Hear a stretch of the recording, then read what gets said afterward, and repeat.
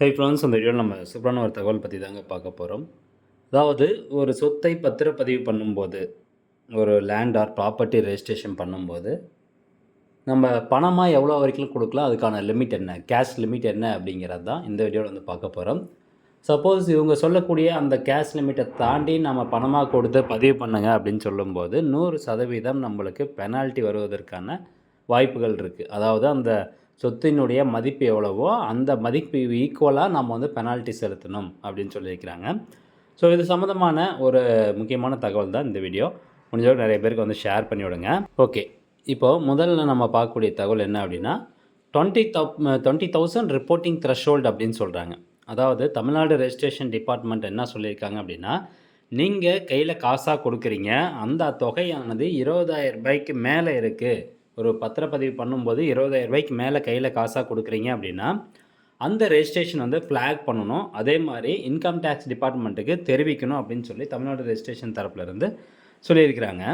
இதுக்கு கூடவே வந்து பார்த்திங்கன்னா டோக்கன் அல்லது அட்வான்ஸ் லிமிட், இப்போ செக்ஷன் 269 SS அதே மாதிரி 269 ST of the income tax act அதில் என்ன சொல்கிறாங்கன்னா, accept or paying more then 20,000 in cash as an advance or token for properties prohibited அப்படின்னு சொல்லியிருக்கிறாங்க.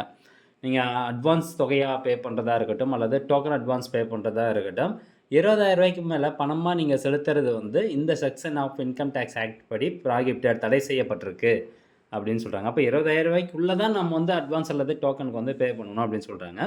அதுக்கு மேலே பே பண்ணும்போது டிஜிட்டல் பேமெண்ட்ஸ்க்குள்ளே போகணும் அப்படிங்கிறது தான்.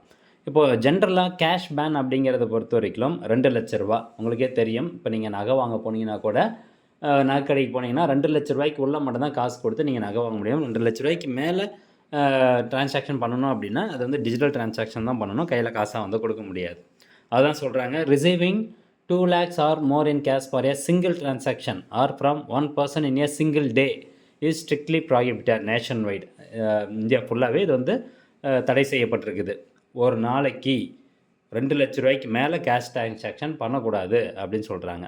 அதை கையில் வந்து ஃபிசிக்கல் கேஷாக கொடுக்கறது. அடுத்ததாக 100% பெனால்ட்டி யாருக்கு சொல்கிறாங்க அப்படின்னா, இந்த கேஷ் லிமிட்டை நீங்கள் தாண்டுறீங்க, அதாவது 2 லட்ச ரூபாயோ 20,000 ரூபாயோ அதுக்கு மீறி நீங்கள் வந்து பணமாக கொடுக்குறீங்க அப்படிங்கிற பட்சத்தில் பெனால்ட்டி போடுவதற்கான வாய்ப்புகள் அதிகமாக இருக்குது. பெனால்ட்டி எவ்வளோ அப்படின்னா என்டையர் ரெஜிஸ்ட்ரேஷன் வேல்யூவில் உங்களுக்கு வந்து 100% பெனால்ட்டி வந்து போட்டுருவாங்க.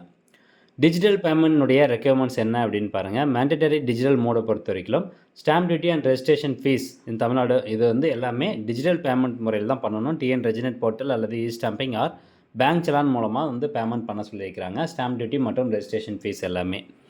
ஓகே, இப்போது பேமெண்ட் ட்ராக்கிங் பண்ணுறது இப்போ புதுசாக வந்திருக்க rules April 1, 2026 income tax department தரப்புலேருந்து என்ன சொல்கிறாங்கன்னா, இப்போது நீங்கள் ஒரு ப்ராப்பர்ட்டியை பதிவு பண்ண போகிறீங்க, அதனுடைய வேல்யூ வந்து 20 லட்ச ரூபாய்க்கு மேலே இருக்குது, 20 லட்சமோ அல்லது 20 லட்ச ரூபாய்க்கு மேலே இருக்குது அப்படின்னா கட்டாயம் பேன் நம்பர் வந்து கொடுக்கணும். யாரோட பேன் நம்பர்? அந்த ப்ராப்பர்ட்டி விற்கிறவருடைய பேன் நம்பர், வாங்குறவருடைய பேன் நம்பர் கண்டிப்பாக தேவை. இதுக்கு முன்னாடி இதுக்கான லிமிட் வந்து 10 லட்சமாக இருந்தது. இப்போ ஏப்ரல் 1, 2026 20 லட்சம் ஆக்கியிருக்கிறாங்க. அதே மாதிரி எஸ்எஃப்டி ரிப்போர்ட்டிங் வந்து பண்ணணும்னு சொல்கிறாங்க. எஸ்எஃப்டினா என்னென்னா ஸ்டேட்மெண்ட் ஆஃப் ஃபினான்ஷியல் டிரான்சாக்ஷன்ஸ். இப்போது ஒரு ப்ராப்பர்ட்டி நீங்கள் வாங்குறீங்க, அது வந்து பர்ச்சேஸாக இருக்கட்டும், சேலாக இருக்கட்டும், கிஃப்டாக இருக்கட்டும், எதாக இருந்தாலும் சரி, அது வந்து 45 லட்ச ரூபாய்க்கு மேலே அந்த ப்ராப்பர்ட்டி வேல்யூ இருக்கும் பட்சத்தில் கண்டிப்பாக இன்கம் டேக்ஸ் டிபார்ட்மெண்ட்டுக்கு தமிழ்நாடு லேண்ட் ரெஜிஸ்ட்ரேஷன் தரப்புலேருந்து தெரிவிக்கணும் அப்படின்னு சொல்லியிருக்கிறாங்க. ஸோ அந்த ப்ராப்பர்ட்டி வேல்யூ 45 லட்ச ரூபாய்க்கு மேலே போச்சுன்னா கண்டிப்பாக தெரிவிக்கணும் அப்படின்னு சொல்கிறாங்க. அது கிஃப்ட் டீடாக இருந்தாலும் சரி அப்படின்னு சொல்கிறாங்க.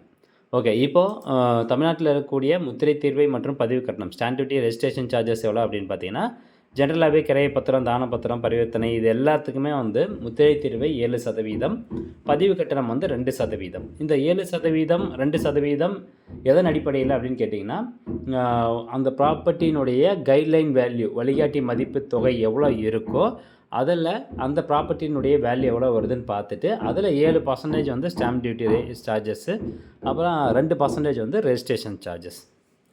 ஓகே ஃப்ரெண்ட்ஸ், இதுதான் தகவல். கண்டிப்பாக அந்த இன்ஃபர்மேஷன் நிறைய பேர் ஷேர் பண்ணுங்கள். மீண்டும் அடுத்த ஒரு நல்ல பதிவில் சந்திக்கலாம். நன்றி, வணக்கம்.